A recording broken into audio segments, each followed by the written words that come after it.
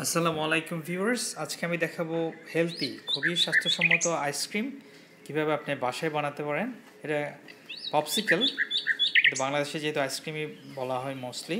এতে যা লাগছে এটা হচ্ছে ইয়োগার্টকে আমি বিট করেছি, প্লেন ইয়োগার্টকে আপনি এভাবে কাঁটা চামচ দিয়ে করলে আরও ভালো হবে। একটু পানি দিয়ে বিট করবেন যাতে লাম্প না থাকে এখানে।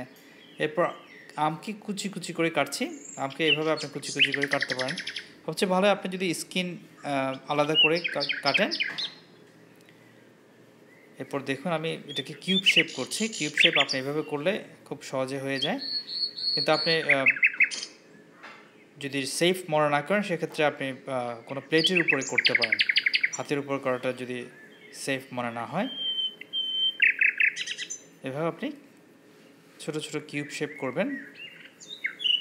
দেখুন উল্টে দিলে কত সহজে এটা বেরিয়ে আসবে। এরপর আপনি ছুরি দিয়ে, অথবা ছুরি যদি সেফ মনে না হয় সেক্ষেত্রে আপনি স্পুন দিয়ে করতে পারেন। চামচ দিয়ে আস্তে করে স্কুপ নিয়ে ফেলবেন।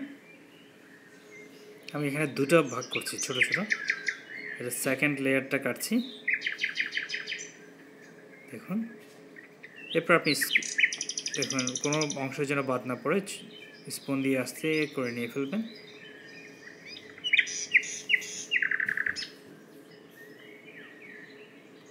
আমটা মিষ্টি আম হলে ভালো হয়, মিষ্টি পাকা আম।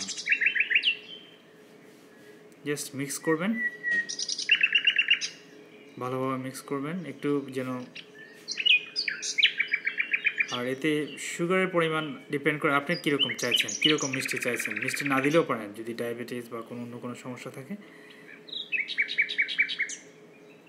আমি রং ছড়ানোর জন্য একটু জাস্ট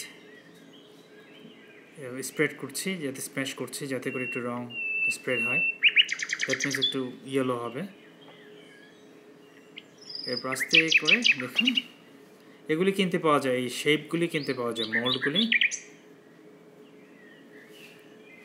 পুরো আমি বেশি দিয়ে ফেলেছি, একটু নিয়ে ফেলেছি, কারণটা যখন ফ্রিজে রাখবেন এটা বেড়ে যাবে। হাফ ইঞ্চের মতো জায়গা রাখবেন। খুবই সুন্দর এগুলি।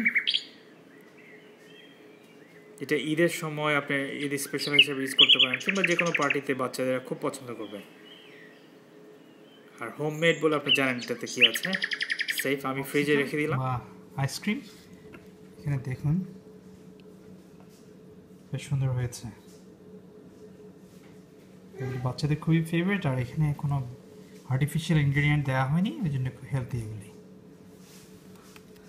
এভাবে আপনি তৈরি করতে পারেন বাসায় বসে হেলদি আইসক্রিম আর পপসিকল।